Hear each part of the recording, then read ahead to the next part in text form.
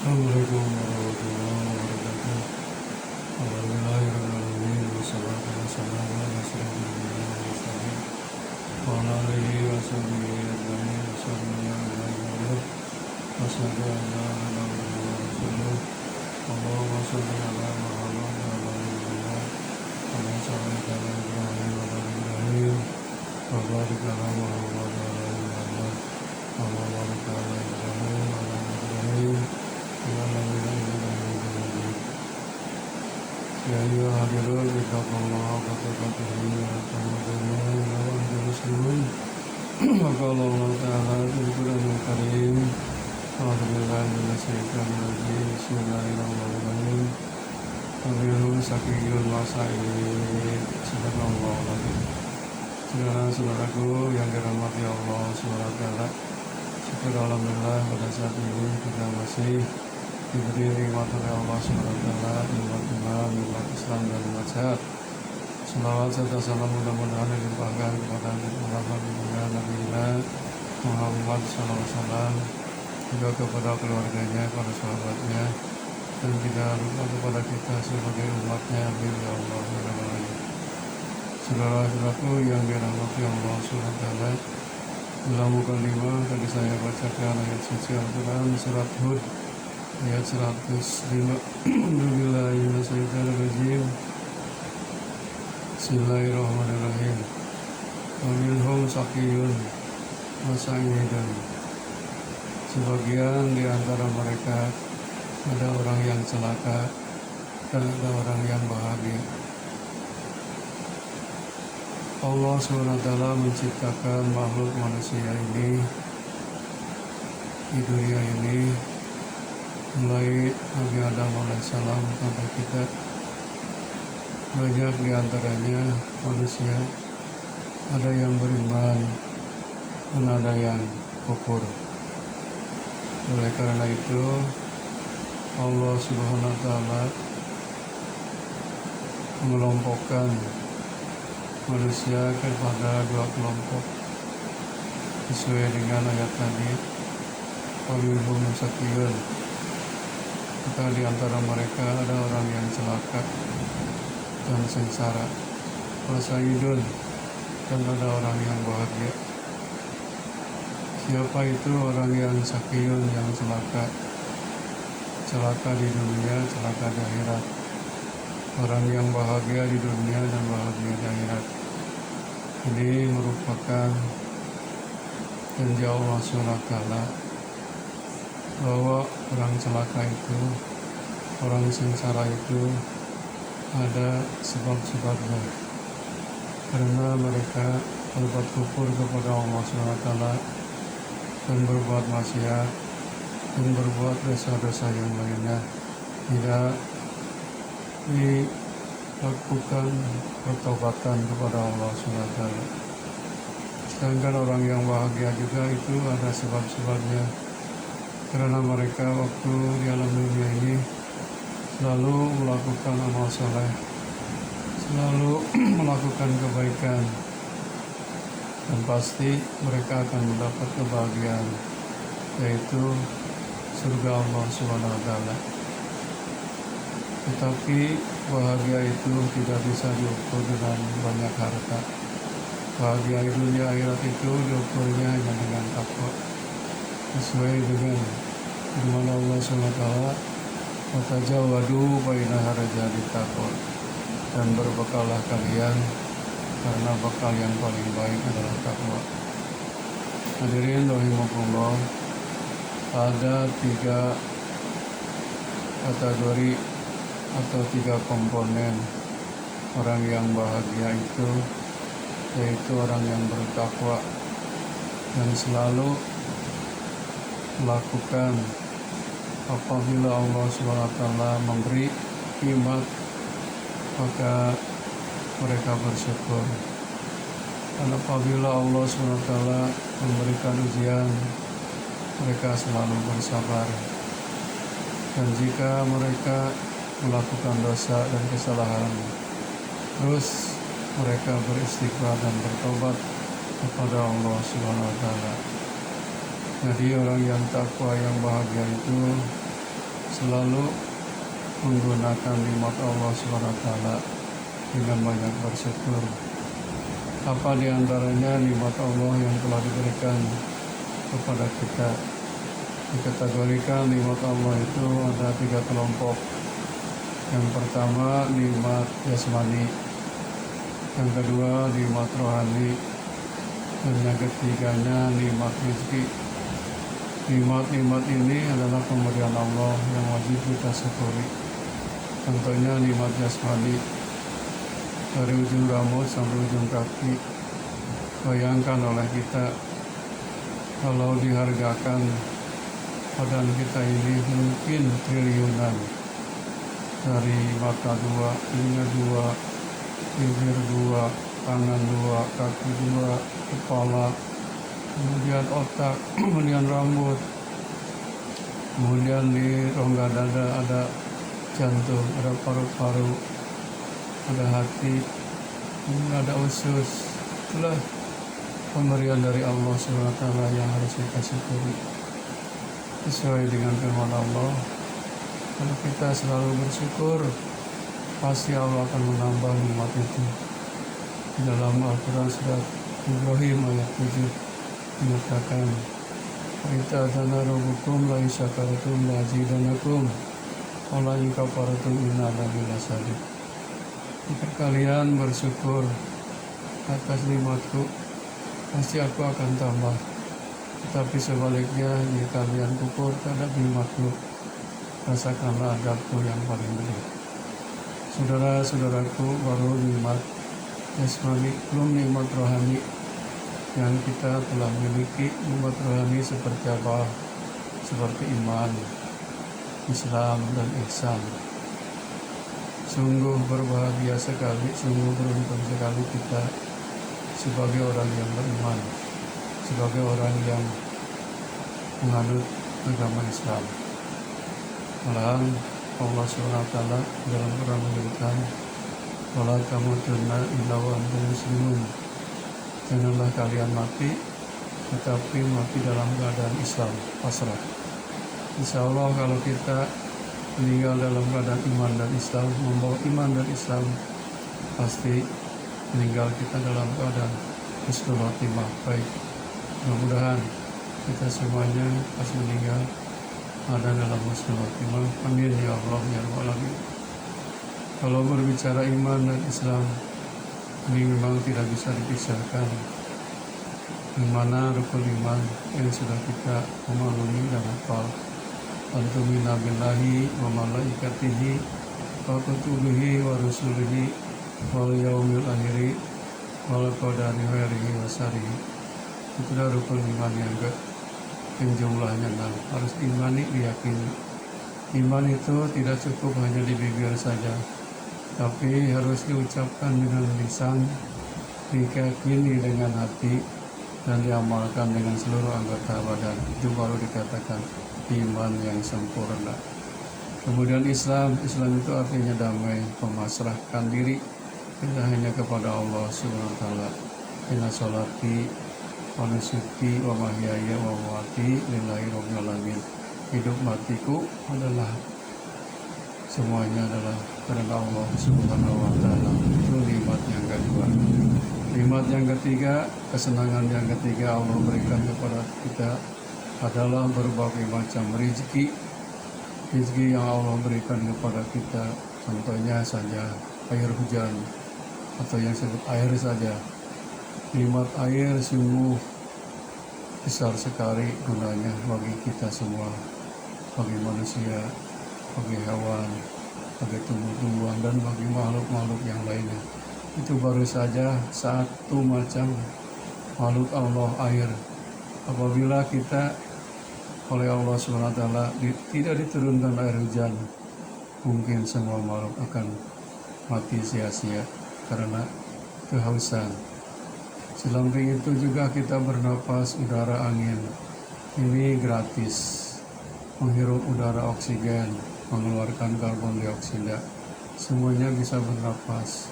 Kalau oleh Allah misalkan ditahan, tidak ada udara, tidak ada angin, pasti akan mati. Sama makhluk yang lain pun begitu memerlukan udara, seperti tumbuhan menghirup karbon dioksida, mengeluarkan oksigen. Itulah rezeki yang Allah berikan kepada kita, banyak sekali: air, kemudian udara, kemudian tumbuh-tumbuhan, buah-buahan, pohon-pohonan, sayur-sayuran, binatang ternak, dan lain sebagainya. Ini semua adalah diberikan oleh Allah kepada kita. Harus kita gunakan, manfaatkan, banyak bersyukur kepada Allah SWT. Kalau kita menghitung nikmat Allah, tidak akan terhitung. Sesuai dengan firman Allah, wa in ta'udu nikmatallahi la tuhsuha. Jika kalian menghitung nikmat Allah, tuhsuha, tidak bisa menghitungnya. Hadirin rahimakumullah, itulah syukur. Apabila diberi, harus bersyukur. Syukur terhadap nikmat yang telah diberikan oleh Allah kepada kita, nikmat jasmani, nikmat rohani, dan nikmat rezeki. Mudah-mudahan kita ini semua termasuk orang yang pandai bersyukur. Sebab kata Allah, orang yang pandai bersyukur malah akan ditambah kenikmatannya oleh Allah SWT. Mengapa? Karena orang yang pandai bersyukur bukan mengurangi, malahan ditambah-tambah keberkahannya oleh Allah SWT. Itulah keberkahan hidup, keberkahan rezeki yang selalu disyukuri oleh kita. Insya Allah, harta yang kita miliki, ilmu yang kita miliki, tenaga yang kita miliki, keluarga yang kita miliki, jabatan yang kita miliki, kalau disyukuri oleh kita, insya Allah bukan menjadi beban, malahan ini akan membawa keberkahan kepada kehidupan kita di dunia maupun di akhirat kelak. Saudara-saudaraku, tanda orang yang bahagia dunia akhirat yang keduanya adalah apabila diuji oleh Allah, harus bersabar. Ujian Allah itu macam-macam. Ada ujian yang ringan, yang berat, dan yang sedang. Pernah para sahabat bertanya kepada Rasulullah SAW, siapakah orang yang paling berat ujiannya dari Allah Subhanahu wa Ta'ala? Rasul menjawab, ujian yang paling berat adalah para nabi dan para rasul. Coba kita introspeksi diri atau mawas diri atau lihat sejarah para nabi, para rasul. Ada yang disebut dengan Rasul Ulul Azmi, yang 5 itu. Seperti pertama Nabi Nuh alaihissalam. Nabi Nuh alaihissalam diuji oleh Allah, berdakwah siang malam, terus-terusan. Bagaimana umatnya yang beriman, bukan ribuan, kalau bisa dihitung dengan jari. Itulah ujian dari Allah SWT bagi Nabi Nuh alaihissalam. Akhirnya orang yang tidak beriman oleh Allah SWT di dunia ditenggelamkan dengan banjir bandang. Itulah contoh bagi kita bahwa umat yang tidak beriman oleh Allah SWT diazab. Ujian kepada Nabi Nuh alaihissalam, harus bersabar, berdakwah, menyampaikan risalah Islam kepada umatnya. Ternyata yang berimannya hanya sedikit, termasuk istri dan anaknya juga tidak beriman. Alhamdulillah. Itu contoh ujian berat kepada Nabi Nuh alaihissalam. Kemudian contoh berat ujian kepada Nabi Isa alaihissalam. Nabi Isa alaihissalam malah dikejar-kejar oleh agama dia. Ternyata Nabi Isa alaihissalam oleh Allah SWT diangkat ke langit dan nanti akan turun, di mana kiamat akan datang. Nabi Isa alaihissalam akan turun ke dunia lagi. Itulah ujian Nabi Isa alaihissalam, diuji oleh kaumnya supaya bisa menghidupkan orang yang sudah mati. Ternyata oleh Allah SWT Nabi Isa alaihissalam dikasih mujizat, bisa menghidupkan orang yang sudah mati ratusan tahun yang lalu dan bisa berbicara. Kemudian hasilnya yaitu Nabi Ibrahim alaihissalam. Nabi Ibrahim alaihissalam juga diuji oleh Allah sampai-sampai Nabi Ibrahim dibakar oleh Raja Namrud. Ternyata Nabi Ibrahim alaihissalam tidak putus asa, terus berdakwah, mengajarkan syariat Islam. Itulah contoh-contoh. Kemudian di akhirnya Nabi Ibrahim tidak punya anak, diberi anak laki-laki yaitu Ismail. Harus dikorbankan, harus sembelih, diuji oleh Allah. Ternyata dilakukan. Itulah ujian yang paling berat kepada Nabi Ibrahim alaihissalam. Kemudian Nabi Musa alaihissalam, yaitu berdakwah kepada Raja Fir'aun yang dolim, yang jahat. Ternyata Nabi Musa alaihissalam tetap istiqomah sampai-sampai Nabi Musa alaihissalam hampir-hampir di Laut Merah tenggelam. Ternyata ditolong oleh Allah dengan ildi biasokal hajar, memukulkan tongkat kepada lautan itu, terjadilah pecah menjadi jalan. Fir'aun dan tentara-tentaranya tenggelam di dalam laut itu. Itulah contoh ujian yang paling berat kepada para nabi dan para rasul. Kesininya adalah Nabi Muhammad SAW, Nabi kita. Ujiannya berat. Malahan Nabi Muhammad SAW mau dibunuh, diancam, dipitnah, malahan disebut orang gila. Ternyata Nabi Muhammad SAW dicaci maki, diancam, tetap saja istiqomah. Apa istiqomahnya? Yaitu berdakwah, mengajarkan ajaran-ajaran Islam kepada umatnya.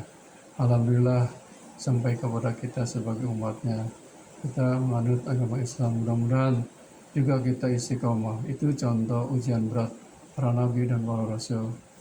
Kalau kita ujian berat itu paling dikasih sakit, atau dagang rugi, atau bertani rugi. Kalau dalam surah Al-Baqarah ayat 155, di situ dinyatakan, "Anabluwanakum, kami akan mencoba kalian, minal khaufi, dari rasa takut, takut lapar, takut mati, takut nggak makan, takut segala-galanya. Wal ju'i, dan kelaparan, takut lapar. Minal khaufi wal ju'i wa naqsi minal amwali was samarat wal anfus, dikurangi harta, dikurangi anak-anak, dimatikan, diwafatkan jiwa-jiwa.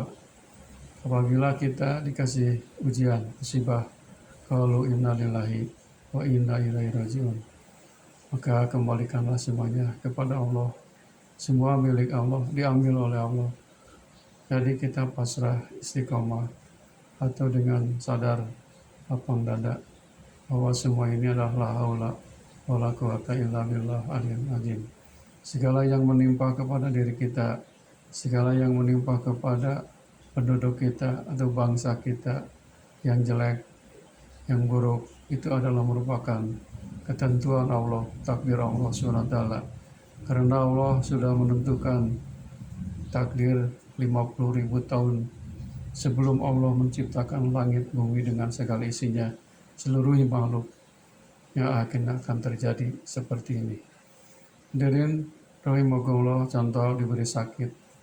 Siapa yang diberi sakit parah? Yaitu Nabi Ayub alaihissalam. Sampai puluhan tahun beliau sakitnya parah. Tapi gimana? Dia sabar, tetap istiqomah. Dia tetap bersyukur kepada Allah. Dia tetap berdoa memohon kepada Allah ingin sembuhkan. Itu contoh para Nabi Rasul yang diuji dengan berat sekali. Hadirin rahimakumullah, mudah-mudahan kita kalau ditimpa bencana, ujian apa saja, gempa bumi, banjir, kebakaran, ditinggal wafat, dan lain sebagainya, atau sakit, harus bersabar, tabah, kembalikan semuanya kepada Allah SWT. Itulah yang kedua yang bisa membawa kebahagiaan dunia akhirat. Yang ketiganya, kunci supaya bahagia dunia akhirat, apabila kita berbuat salah, berbuat dosa, cepat-cepat beristighfar dan bertobat. Karena semua dosa pasti akan diampuni oleh Allah SWT.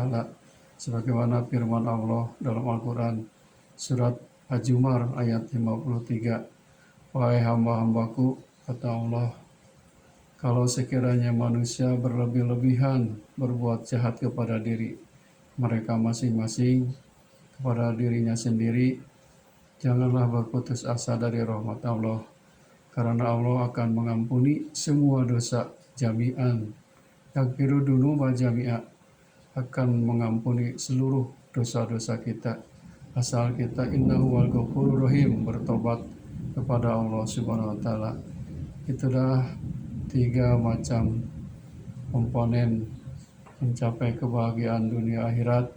Pertama, kita harus banyak bersyukur apabila diberi. Kedua, kita harus banyak bersabar apabila diuji. Dan yang ketiganya, harus banyak beristighfar dan bertobat apabila banyak kesalahan dan dosa. Mudah-mudahan ini menjadi ibrah, tadkirah, pelajaran bagi kita semuanya. Khairul kalam, wabillahi taufiq wal hidayah. Assalamualaikum warahmatullahi wabarakatuh.